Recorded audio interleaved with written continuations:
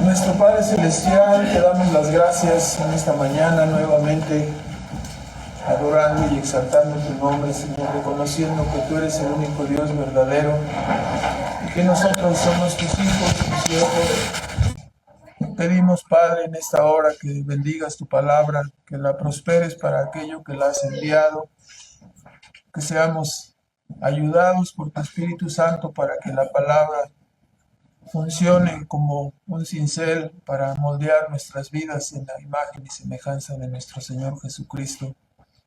Te suplicamos, Padre, que seas glorificado y exaltado en la declaración de tu verdad, Padre. Te lo pedimos y te damos las gracias en Cristo Jesús. Amén.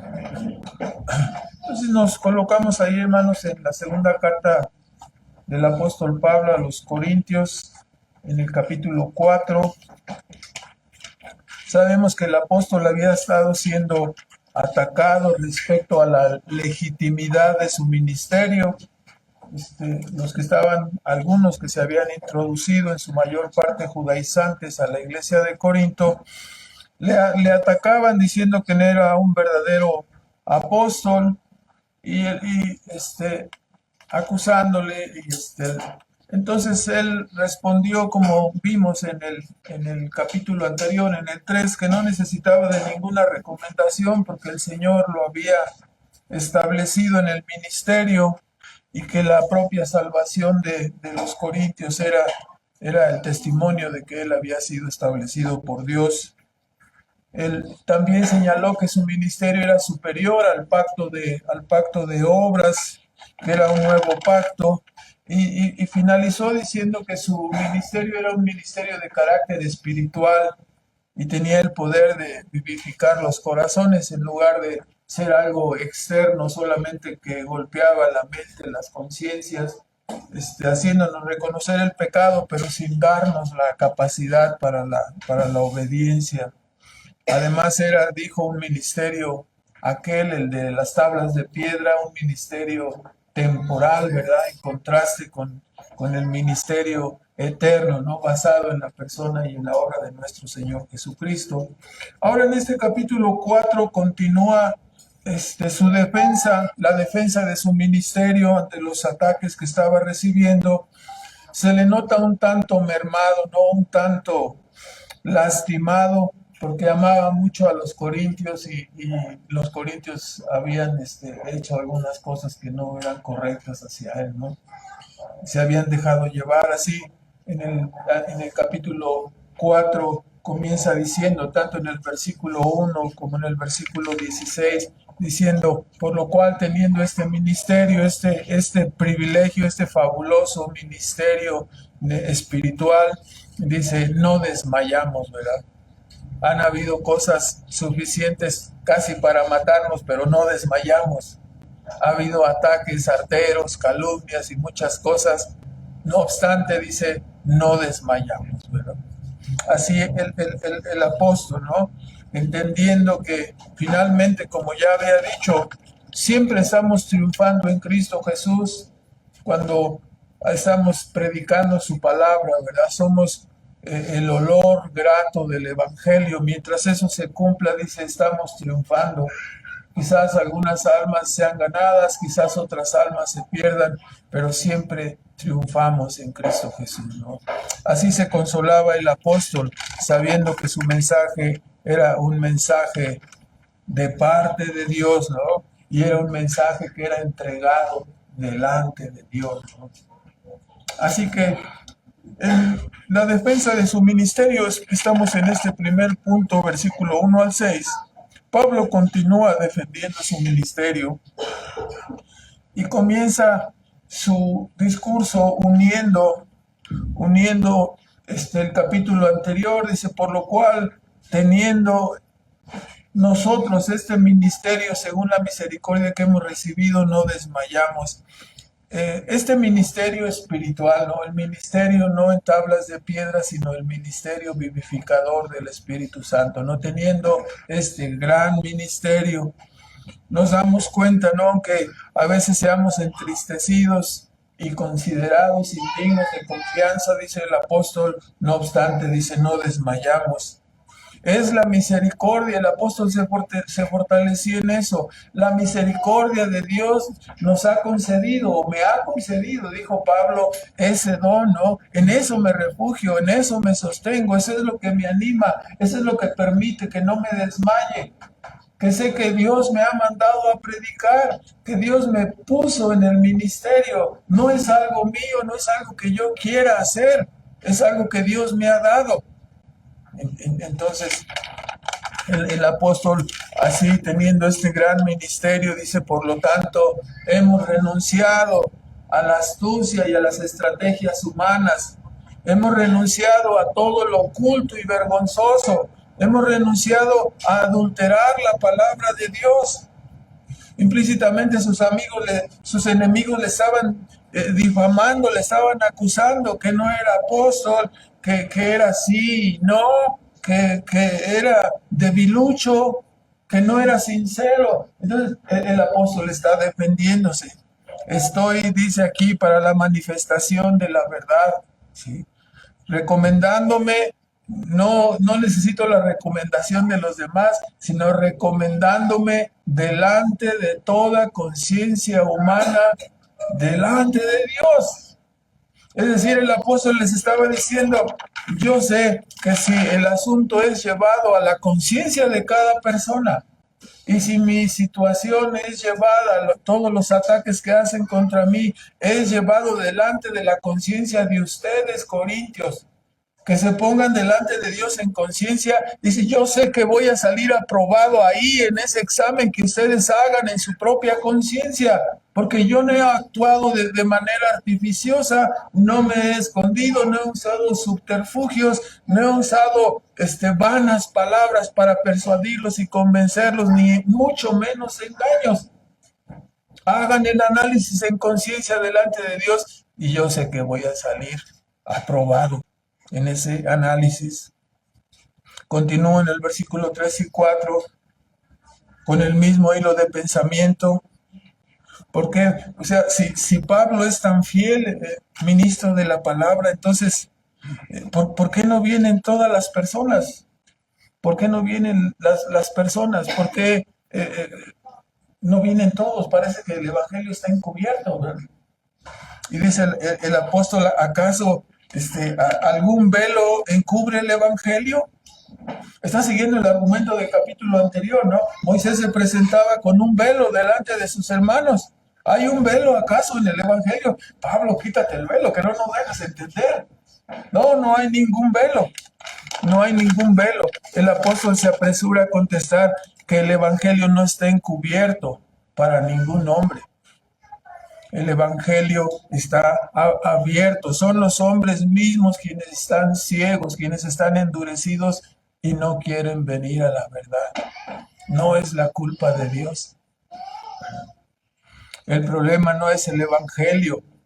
El evangelio es glorioso. El problema es la ceguera, la muerte espiritual de los hombres que no pueden ver ningún atractivo en la luz del evangelio de Cristo. Esto lo hemos visto. Queremos hablarle a mi tío, mi padrino, a mi compadre, a mi familia y ¿y qué dicen? ¿Sí? Otro día, ¿verdad? Luego, en el trabajo, sí, está muy interesante, pero luego seguimos porque tenemos que trabajar, ¿verdad? Entonces, así es el asunto, ¿no? El Dios de este siglo, Satanás, el diablo, el engañador, es llamado el Dios con D minúscula, por supuesto, ¿no?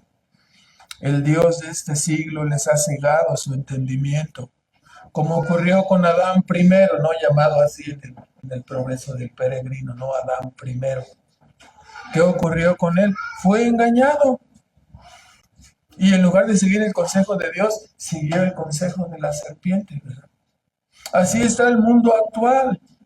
Sí, así como Adán primero desechó el consejo de Dios y prefirió el consejo de la serpiente, así hace todo el hombre moderno. Prefiere el consejo del mundo, prefiere el consejo del compadre, prefiere su propia opinión con tal de no seguir la palabra de Dios. Dice el apóstol que Cristo es la imagen del Dios invisible, Cristo es la respuesta de Dios a la necesidad del hombre caído. Pero el hombre no quiere, no, ha de estar la respuesta en otro lado.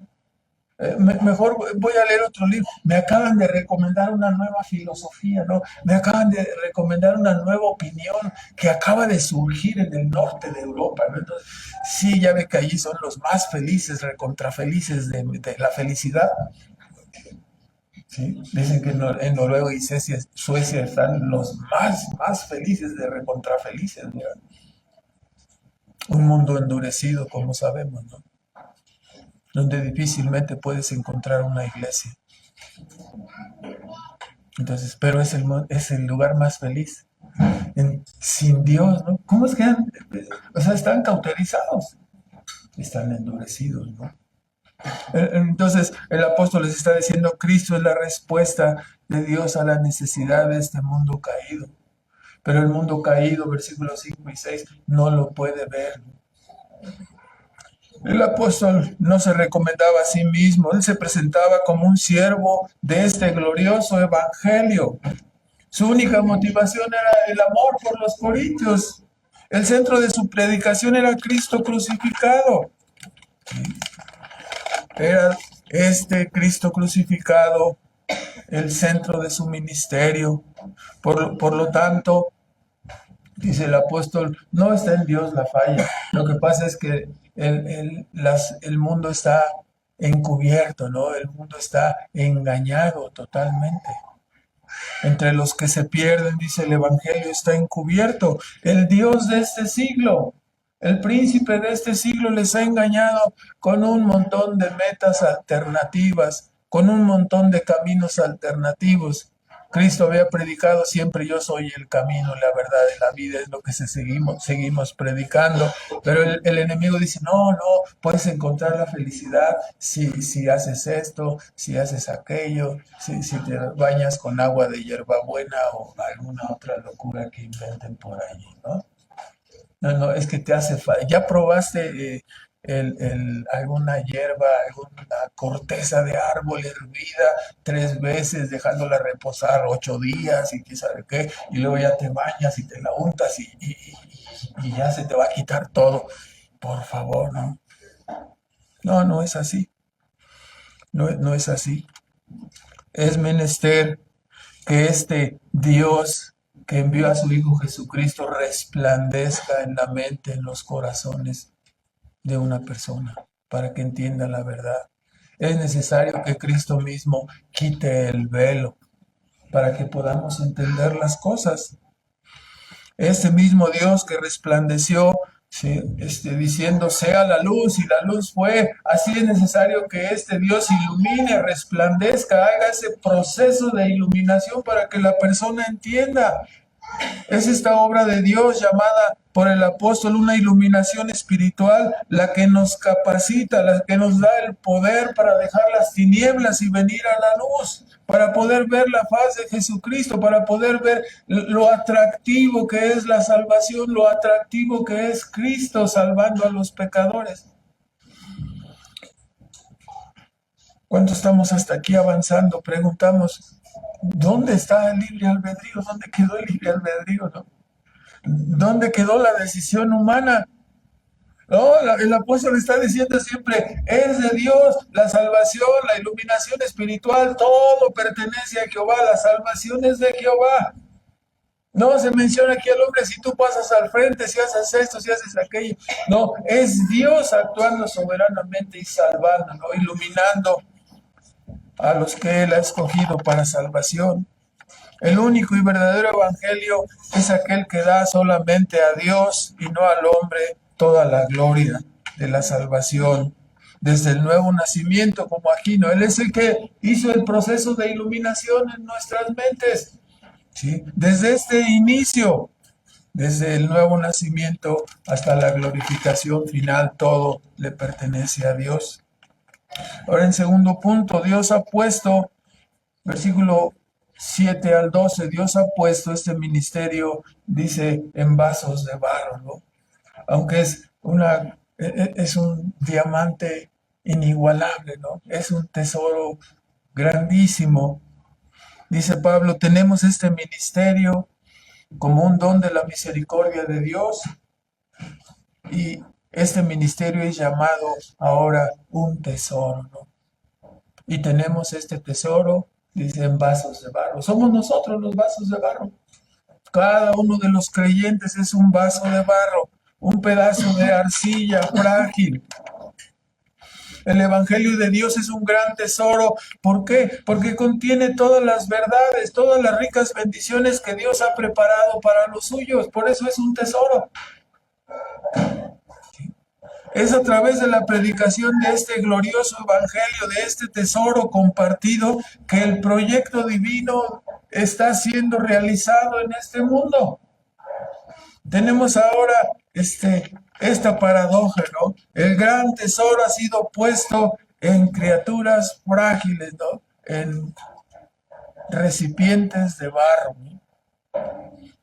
El todopoderoso Evangelio ha sido puesto según el beneplácito divino en las manos del hombre, ¿no? Aquí está la joya, ¿no? El tesoro, lo más valioso que hay en nuestro mundo. Ahí te va. Lo tenemos en nuestras manos, ¿no? El gran tesoro del Evangelio. ¿A quién se lo encargaría usted? Sí. Encárgaselo a los hombres. Es que, es que, híjole, man, somos que débiles, frágiles y además sentidos todavía, ¿no? Como los dicen los jarritos de Tonalaya de Jalisco, ¿no? Débiles, frágiles y sentidos. Vas, los pones ahí, los cuidas y llegando los mueves, están todos rotos, ¿no? Cuando ya llegaste a tu casa. Así, el todopoderoso evangelio ha sido puesto, ¿no? En las manos del hombre. Oh, no, algo tan valioso en las manos de criaturas frágiles y débiles, aunque renovados todavía con los remanentes de pecado en nosotros, y se nos da el gran tesoro, allí está el Evangelio. ¿Por qué fue hecho esto? Pablo nos responde y nos dice, para que nadie piense que la excelencia del poder del Evangelio proviene de los hombres. No, de esta persona, de estos seres humanos, no puede salir que nada bueno, ¿verdad? Entonces, si yo pongo este gran tesoro, esta maravillosa palabra, el Evangelio de Salvación, en las manos de los hombres, nadie puede pensar en sus cinco sentidos que proceden de los hombres, ¿verdad? No puede salir algo de su cabeza, algo tan valioso. Eso proviene del cielo, no proviene de Dios. Algo tan glorioso y excelente no puede provenir del hombre, sino de Dios mismo. La propia Escritura nos dice toda buena dádiva y todo don perfecto, como lo es el Evangelio, proviene de lo alto, ¿no? Del Padre de las luces, en el cual no hay sombra ni mudanza de variación, ¿verdad? Es el Todopoderoso, de Él, del sabio Dios, es de donde procede este Evangelio, es la sabiduría de Dios para humillar, ¿sí?, a los sabios de este mundo, ¿no? ¿A poco entonces, a poco Dios no tenía una computadora para hacer las cosas mejor, que puso a los hombres y esta metodología de predicar el Evangelio? Está retrasado eso, hay otras cosas más modernas. Dios ha escogido esta metodología, ¿no? Y ha escogido vasos frágiles para esparcir su palabra, para esparcir su evangelio. De los versículos 8 al 10, en estos versículos el apóstol nos da un resumen de la vida de Pablo. Podemos observar, ¿no?, en estos versículos del 8 al 10, capítulo 4 de Segunda de Corintios, tenemos desde el 7 tenemos este tesoro en vasos de barro, para que la excelencia del poder sea de Dios, entienda que es de Dios y no de nosotros. Pero ¿qué hay en nosotros? Dice Pablo, estamos atribulados en todo, mas no angustiados, en apuros, mas no desesperados, perseguidos, mas no desamparados, derribados, pero no destruidos. En pocas palabras, dice, llevamos en el cuerpo siempre por todas partes la muerte de Jesús. Entonces, es terrible, ¿no? El apóstol nos dice, ¿no? De su vida, cómo fue llevada al límite, oprimido, ¿no? Atribulado, oprimido, como se machacan las uvas, ¿no? Se prensan las uvas, pero no angustiados. La paz para con Dios y la paz de Dios. En esa misericordia tenemos poder y aunque estemos siendo aplanados y machacados, ¿sí? Tenemos acceso delante de Dios. ¿Por qué nos hemos de angustiar? Sí podemos orar, sí podemos encomendar nuestra vida a Dios. Pudiéramos estar en apuros, esto es puestos en estrecho, en un lugar donde tú estás escapando y de repente se cierra todo y quedas ahí en estrecho. Ya no te puedes mover para ningún lado. Aquí vienen los perseguidores, ¿no? Eres puesto en estrecho, quizás con dudas, con inseguridad respecto a qué debemos hacer, pero al mismo tiempo no desesperados. ¿Por qué no nos desesperamos? Porque sabemos que la providencia de Dios ha permitido que estemos ahí. Si la providencia ha permitido que estemos ahí, Dios mismo proveerá la salida. No hemos de angustiarnos, la ayuda de Dios está ahí. Él nunca nos ha dejado. Es que siento que ya Dios me abandonó porque quedé así en estrecho y ya no puedo correr para ningún lado. Ya no puedes depender de ti mismo, ¿verdad? Entonces Dios te llevó, te fue arrinconando, arrinconando, arrinconando hasta que quedaste ahí. ¿De qué depende? Solamente de mí. Tienes que orar, tienes que postrarte, tienes que esperar en Dios. Obligado a sacar la fe, ¿no? Como a veces somos tan mundanos, la fe tiene que ser sacada con tirabuzón, porque no sale, ¿verdad? No, no, yo lo resuelvo. No, sí, pensaron que no tenía esto ahorrado, ¿no? Pero mira, aquí tengo mi colchoncito, con esto voy a salir y de esta manera le voy a hacer. Había guardado para las enfermedades este té de cacahuate, lo que no falla. Sí, quedas arrinconado, no puedes hacer nada. ¿Sí? Entonces, hasta que viene la ayuda de Dios, ¿no? La providencia y la ayuda de Dios estará allí. Sabemos que nunca nos ha dejado. ¿Cuántas veces hemos pasado por esto, hermanos? Pensamos que no, yo no podría sobrellevar esto. No podría ser. Y de repente te llega lo que no querías, ¿verdad? ¿Y cómo le estás haciendo? Dios me ha ayudado a sobrellevar. Dios me ha ayudado. Perseguidos, es decir, mal vistos, ¿no? Amenazados, despreciados, como dirían ahora los chavos, ¿no? Buleados, perseguidos, buleados por el gordo de ahí del salón, ¿no? Que se nos va, que no, no, nada. Perseguidos, mas no desamparados. No desamparados en cuál sentido, no dejados atrás, no abandonados nunca por Dios. Todos nos han abandonado, todos pudieran dejarnos, todos pudieran traicionarnos, pero Dios nunca nos ha dejado. Derribados, como casi alcanzados o dejados como una vasija vieja ahí en el sótano, olvidados, derribados ahí. Nadie se acuerda de nosotros, pero no destruidos. Como algunas veces hemos comentado ciertos hermanos, ¿no? En un sentido somos inmortales hasta en tanto que el Señor no haya cumplido su propósito con nosotros, ¿verdad? Pudieran derribarnos, pusiste hombres sobre nosotros, hiciste cabalgar hombres sobre nosotros, pensábamos que ya estábamos hundidos, dice el Salmo 66, ¿verdad? Pero de repente dice, nos sacaste abundancia, ¿verdad? Así es nuestra vida. Somos inmortales hasta en tanto el Señor no haya concluido su propósito con nosotros, ¿verdad? No quiero que se vaya a comprar una camiseta que diga soy inmortal. O sea, hay que confiar en eso, ¿verdad? Habrá situaciones muy difíciles, cercanas probablemente a la muerte, pero entendemos que, bueno, si llega, estamos en las manos de Dios. El propósito de Dios para el cual Dios nos dio la vida será cumplido. Cuando eso esté cumplido, entonces sí, ya estará cerca la puerta de salida, ¿verdad? Ya no habrá más razón para estar aquí, ¿verdad? A tal grado, puestos en estrecho, que el apóstol nos indica, como ya dijimos, ¿no? Que en realidad llevamos la muerte de Cristo sobre nosotros, ¿no? Llevamos cargando siempre la muerte de Jesús.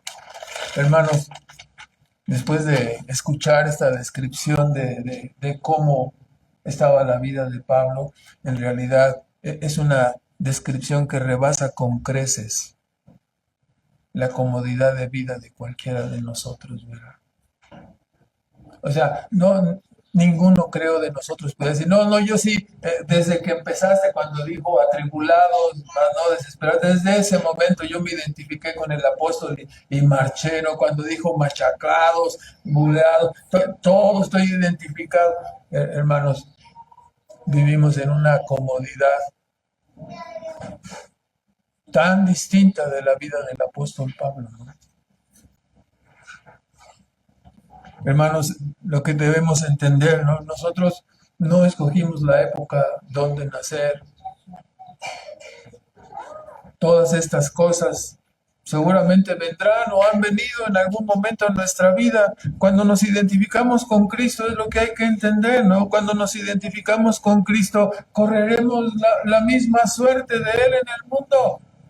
No podemos esperar que aquí en el mundo, ay, no, hermano, es que tengo muchos problemas en mi trabajo. Ay, hermano, es que comencé, voy a la escuela de mis hijos y ya se dieron cuenta que soy creyente y todos me rechazan y me bulean y me empujan. ¿Y qué esperabas? ¿Qué esperabas? Que por tener el evangelio todos te iban a exaltar. Ahí viene el hermano que es único aquí. Un aplauso para el hermano que está ahí. No, hermano, la misma suerte de Cristo es lo que nos espera, ¿verdad? Nos ha tocado vivir no tantas cosas como estas, pero algunas de ellas, ¿verdad? Y de repente como que sí, se nos va el avión, ¿verdad? ¿Por qué? Porque nos sorprende que nos lleguen estas cosas. No, nos van a llegar. Cuando nos identificamos con Cristo, correremos la misma suerte con Él. Si el mundo le aborreció, no podemos esperar que simpatice con nosotros. El punto crucial es que nos identificamos, hermanos, no solo con la muerte y los sufrimientos de Cristo, pero cuando somos unidos a Cristo, nos identificamos también con la gloria que vendrá, con la exaltación que Cristo ha tenido. Aunque ahorita seamos rechazados, bulleados, tendremos la gloria juntamente con Cristo, ¿no? La vida ahora se ha vuelto diferente, ¿no? Nos suena muy, muy raro, ¿no? Cuando estudiamos la historia, el libro de la historia de la iglesia, nos acordamos, ¿no? De todo lo que nuestros hermanos en los años pasados tuvieron que padecer, la persecución, el martirio, amenazas, tuvieron que dejar sus casas, sus propiedades, irse, huir a las montañas para preservar su vida, para continuar. Su delito era ser cristianos, era ser obedientes al Evangelio. Nos hace falta repasar de continuo, ¿no? El rastro de la sangre, el libro de la historia de la iglesia, para ver, y luego decir, híjole, no, el Señor me ha tratado casi, nos ha puesto como entre algodones, ¿no? Así, súper cuidado, ¿no? Algunas veces escuchamos, creo que ya no cerca aquí en la iglesia, ¿no? Pero hemos escuchado personas que, no, hermano, estoy en una gran tribulación. Sí, híjole, una gran tribulación. ¿Qué tiene? No, es que ya tengo 2 semanas un poco agripado. Una gran tribulación porque tienes 2 semanas agripado. Eso no es gran tribulación, hermano. Gran tribulación es ser perseguido, ¿no? ¿Sí? Buscando tu vida para quemarte, ¿no? despojado de tus bienes para destruirte por la causa que tú profesas, ¿no? Entonces, el apóstol continúa señalando entonces, como ya mencioné, que hay una relación entre estar unidos con Cristo, versículo 11 y 12, en su muerte, soportando aflicciones, soportando sufrimientos, porque igualmente estaremos unidos con Cristo en su vida victoriosa sobre este mundo y en su vida resucitada y gloriosa en el futuro. O sea, no solamente llevamos la persecución, el oprobio, el rechazo por estar en el Evangelio, por estar unidos con Cristo, pero llevaremos también la gloria y la bendición que es estar unidos con Cristo cuando seamos vindicados en su segunda venida, cuando fallezcamos y salgamos de este mundo y vayamos al cielo, cuando nuestros cuerpos sean levantados para ser unidos con nuestras almas y así estaremos para siempre con el Señor. En tercero y último lugar, versículo 13 al 18, dice el apóstol, tenemos una fe confiada, estamos en 2 Corintios 4, en el último párrafo del 13 al 18, tenemos el mismo espíritu de fe, conforme a lo que está escrito, creí, por lo tanto hablé, ¿no? Así como el salmista, dice Pablo, así nosotros, así yo, Pablo, dice, tengo el mismo espíritu de fe, creí, por lo tanto hablé en la defensa de su ministerio. El apóstol ha argumentado que tenemos un evangelio glorioso, ¿no? Que tenemos este tesoro en vasos de barro, diciendo Pablo, sí, yo tengo ese evangelio glorioso, yo soy ese vaso de barro. Y por lo tanto tengo el mismo espíritu de fe, la misma fe confiada que el salmista. Creí, por lo tanto hablé. Es decir, el salmista dijo esto, creí, por lo tanto hablé. Así que también yo digo, nosotros que hemos creído que nuestro Dios también ha resucitado y está a la diestra del Señor, así también nosotros seremos resucitados y obtendremos la esperanza para la cual hemos sido llamados. Seremos llevados al cielo. Nos resucitará a nosotros y nos presentará juntamente con Él en el gran día del Señor. Identificándose con el salmista, el apóstol expresa que, no obstante, hermanos, las pruebas que estaba padeciendo por amor de ellos, Pablo sabía que el Señor les sostendría con su gracia y que todo redundaría finalmente para una mayor acción de gracias. Después que hemos pasado épocas que llamamos difíciles, pruebas que sentimos como efectivamente si nos machacaran como las uvas, ¿no? Nos pisaran y nos aplastaran. Y de repente ya pasó el tiempo, ¿no? ¿Qué queda? Experiencia espiritual, ¿verdad? Ya sé que aunque sea aplastado, finalmente el Señor me sacará abundancia. Ya sé que juntamente con la prueba viene la salida.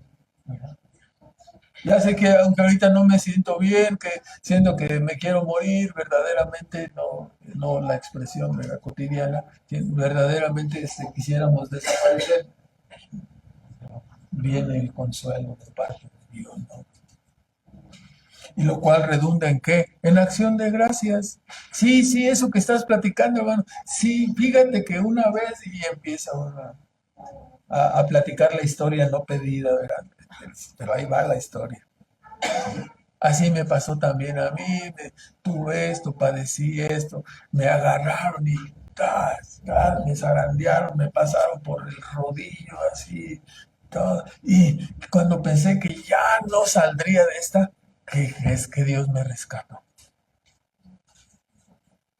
¿Sí? Pero te ves muy sano, te ves muy bien. Sí, pero en ese momento sentía que me moría.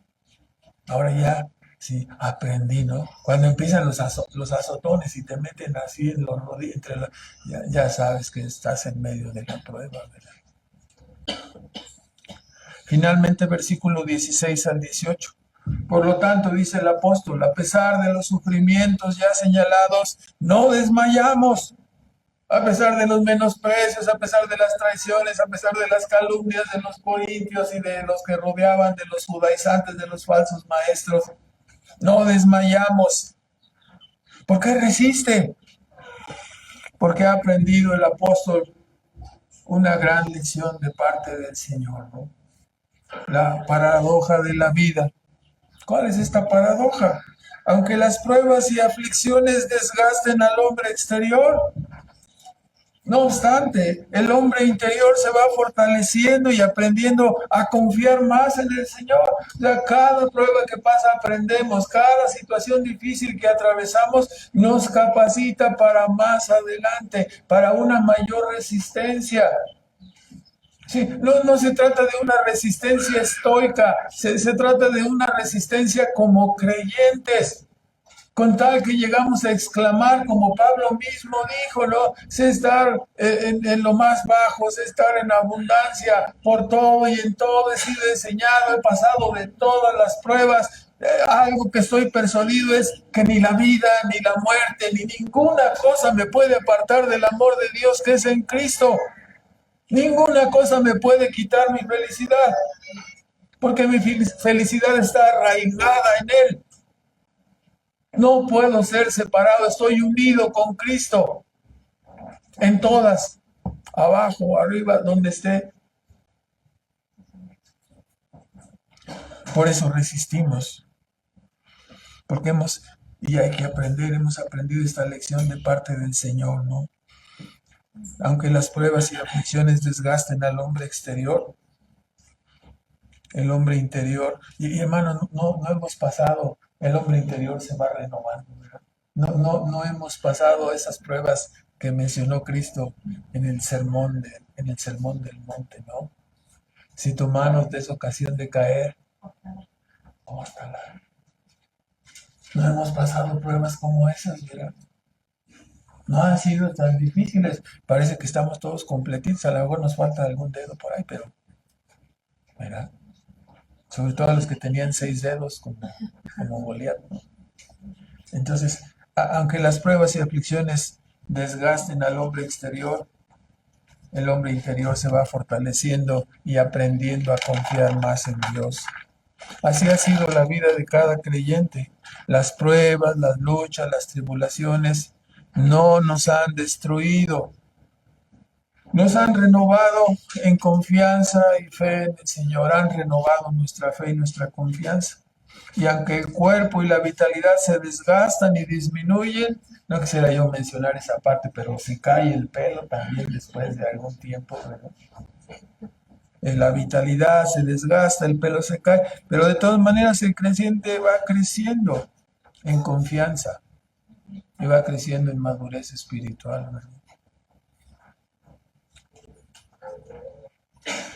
El creyente va creciendo de esta manera y es así que aprendemos a no fijarnos tanto en las cosas temporales, ¿no? A no fijarnos tanto en lo terrenal.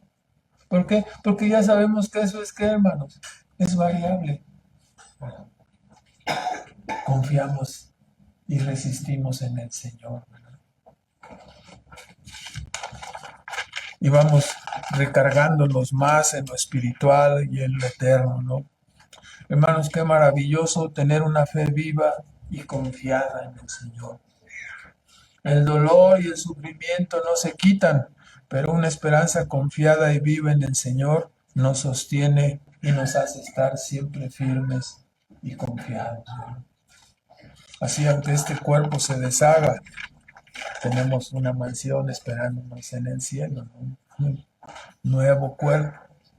Terminamos con unos comentarios. En primer lugar, como Pablo, nosotros, nuestra iglesia, tenemos un gran honor y privilegio en tener este glorioso y bendito evangelio. Es un privilegio. Hay muchos evangelios chatarra, hermanos. Dios ha querido que conozcamos el evangelio verdadero. Algunos de nosotros pasamos por muchos lugares, ¿no? Donde era un evangelio torcido, un evangelio chueco, hasta que por fin llegamos al conocimiento de la verdad de Dios. Es un honor y privilegio tener el evangelio verdadero. Así que, hermanos, tenemos el Evangelio verdadero. Por lo tanto, no desmayemos. Vayamos adelante. No desmayemos. Seamos dignos portadores de la verdad eterna del Señor. Donde quiera que nos movamos, seamos dignos portadores. ¿Qué traemos entre manos? El Evangelio verdadero. ¿Sí? Por lo tanto, voy a andar todo berrinchudo, todo molesto, todo enojado, manejando como loco porque se me hace tarde. Hermano, eres portador del Evangelio en las cosas sencillas, ¿no? Y en las cosas difíciles. ¿Sí? ¿Qué crees que no soporto a este jefe malvado? Y no estés hablando de los jefes, eres un hijo de Dios. ¿Sí? Apenas te acaban de meter a la prensa, todavía ni la aprietan y ya estás gritando, ¿verdad? Entonces, todavía no le dan una media vuelta y ya estamos gritando, ¿no? En segundo lugar, si este poderoso y bendito evangelio fue suficiente para fortalecer y animar al gran apóstol Pablo en su vida azarosa, la pregunta es, ¿será factible que este evangelio pueda consolarnos a nosotros? ¿Cuánto más será suficiente para animarnos y fortalecernos a quienes hemos estado rodeados de tantos beneficios? Tengo aquí la palabra bienestar, pero no la quería decir. ¿No lo cree usted? Hemos sido rodeados de tantos beneficios, ¿no? Entonces, en tercer lugar, por supuesto, no es difícil deducir que nuestro mundo no es neutral, ¿verdad? Es un mundo antagónico. Es un campo minado donde el creyente no puede andar sin portar toda la armadura de Dios. Si no nos vestimos de toda la armadura de Dios, entonces podemos ser malheridos, engañados o inutilizados para el servicio. Lastimados, ¿no? Oh, sí. Un hermano no me saludó, no, ya siento que ya no voy a poder seguir, me lo encontré y yo le dije, hermano, ¿cómo estás? Y él pasó así como si ni me conociera, ¿verdad? Ya no voy a ir a la iglesia, ya no quiero ser cristiano. Híjole, con qué poca agua nos ahogamos, ¿no?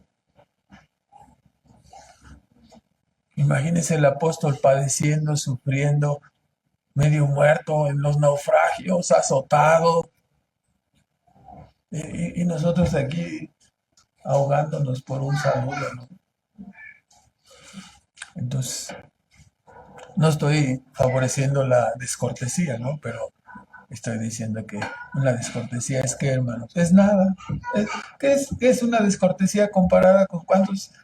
40 latigazos menos uno, ¿no? Así es. No es nada. En cuarto lugar, evidentemente en la historia de Pablo, en el contenido de la Biblia, no podemos encontrar lugar para el cristianismo de la prosperidad, ¿no? Con puras aflicciones, digo, con puras bendiciones, sin aflicciones y sin enfermedades, ¿no? Hermano, estás en victoria. No, estoy enfermo de gripa. No, un cristiano no se enferma, hermano. Tenga fe. O sea, no, imagínate, apurados, casi destruidos, medio muertos, ¿no? ¿Sí? Y tú me estás diciendo que el cristianismo es puras bendiciones. O sea, el apóstol Pablo no predicó nunca ese evangelio, ¿verdad? Es otra cosa. No se preocupe si no nos ha llegado la prueba y los sufrimientos. No se preocupe. Ahí están, ahorita a la vuelta de la esquina, ahí están. Y esto no es para espantarnos. No tenemos al Señor, las pruebas vendrán. Entonces podemos caminar. En quinto lugar, hermanos, tal como vemos al apóstol recomendarnos, ¿no? El apóstol decía que no pusieran sus ojos, decía a los corintios que no pusieran sus ojos en los hombres, ¿no? Ellos se habían deslumbrado con Apolos, menospreciaron al apóstol. El apóstol nos dice, no miren a los hombres, miren a Cristo. Más adelante Nos dirá el apóstol que le imitemos a Él, pero en todo lo que Él imite a Cristo. Entonces sí podemos ver el ejemplo de Pablo y seguirlo como él imitó a Cristo, pero el centro de nuestros ojos, el centro de nuestra fe, no sería Pablo, ¿no? El centro de nuestra fe es Cristo, ¿no? Que no nos equivoquemos en poner la mirada en los hombres. Especialmente Pablo hablaba de él como ministro. Hermanos, ¿cuántas iglesias tenemos los problemas? No existe el problema de que los hermanos ponen la mirada en los hombres, el hombre se derrumba y se derrumba todo, ¿verdad? Pero Cristo nunca se va a derrumbar. Entonces no pongamos los ojos en los ministros, no pongamos los ojos en los hombres sobresalientes, pongamos los ojos solamente en Cristo. En sexto lugar, hermanos, los utensilios de nuestra casa pueden ser quizás ya no de barro, ¿no? Que a lo mejor nos queda todavía por ahí una ollita de barro para los frijoles, ¿no? Todavía la tenemos ahí reservada, ¿verdad? Una cazuela para el bacalao, para el mole, ¿no? Ya les estoy antojando. Entonces, ya casi no tenemos, todos tenemos alguna vajilla ahí. No sé cómo se llama ese material es como, ¿qué? Porcelana cristalizada o bueno, Petre, no sé, creo que ya no hay. Pero bueno, bueno, esa porcelana está cocida a altas temperaturas, ¿no? Es muy resistente, ¿no? Ya casi no tenemos de ese barro que ya se rompió y se cayeron los frijoles, ¿no? Se rompió la piñata. Ya ni las piñatas hacen de barro, pero bueno. Los utensilios, pues, de casa ya no son así de barro, no obstante, tenemos por allí, como dije, alguna ollita de barro. El punto es que los vasos de barro, sí, que somos en este caso los creyentes, deben ser limpiados para ser usados, ¿no? Nadie come o nadie usa un recipiente de barro sucio, ¿verdad? Aunque son de barro, seguimos siendo barro. El asunto, aunque seamos de otra naturaleza, de otro material, nadie come en platos sucios, ¿no? Nadie agarra los platos que están ahí en el montón sobre todo el lunes en la mañana, ¿no? Después de que pasa el domingo, donde se colgaron los mandiles, los tenis y todo, y nadie lava platos, y ya el lunes que llega la señora ay, ¿qué pasó aquí, no? Un desastre, todo el montón ahí, Reconocemos a las hermanas que no dejan que se acumule el montón, pero no voy a pedir que levanten la mano, no me vaya yo a arriesgar a otra cosa, ¿no? Pero, hermanos, estamos enfatizando el hecho de que Dios usa ¿qué? Vasos de barro limpios, ¿no? Nadie come en un plato sucio, nadie toma en un vaso sucio, ¿verdad? Entonces, es el punto para nosotros, debemos ser limpiados para ser usados, porque a Dios tampoco le gusta usar los vasos sucios, ¿no? Debemos santificarnos, debemos mortificar el pecado, debemos estar en una lucha abierta verdaderamente con el pecado, a final de ser que limpios, santificados. Dios no usa los barros sucios, el vaso sucio. Bueno, oremos, hermanos, por favor. Nuestro Padre Celestial, te damos las gracias, Padre, por tu palabra, te damos las gracias por la vida, por el trabajo que tú concediste a este gran apóstol Pablo, para ser un hombre inspirado por Dios para escribirnos estas palabras y llegar a nuestras mentes y corazones, a fin de ser formateados en la imagen de nuestro Señor Jesucristo.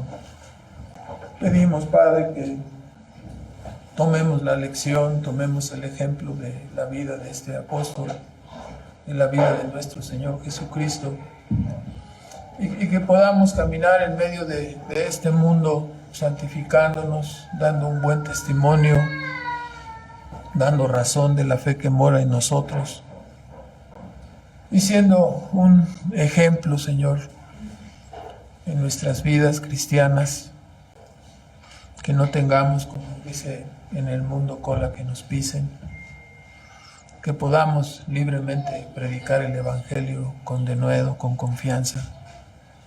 Gracias por tu poderoso Evangelio, Señor.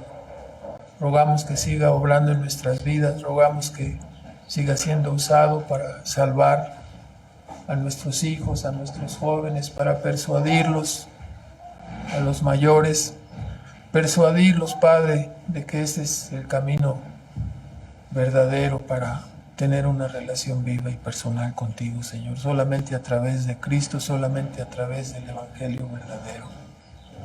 Bendice, por favor, tu palabra, Señor. Te lo rogamos y te damos las gracias en el nombre de Cristo Jesús. Amén.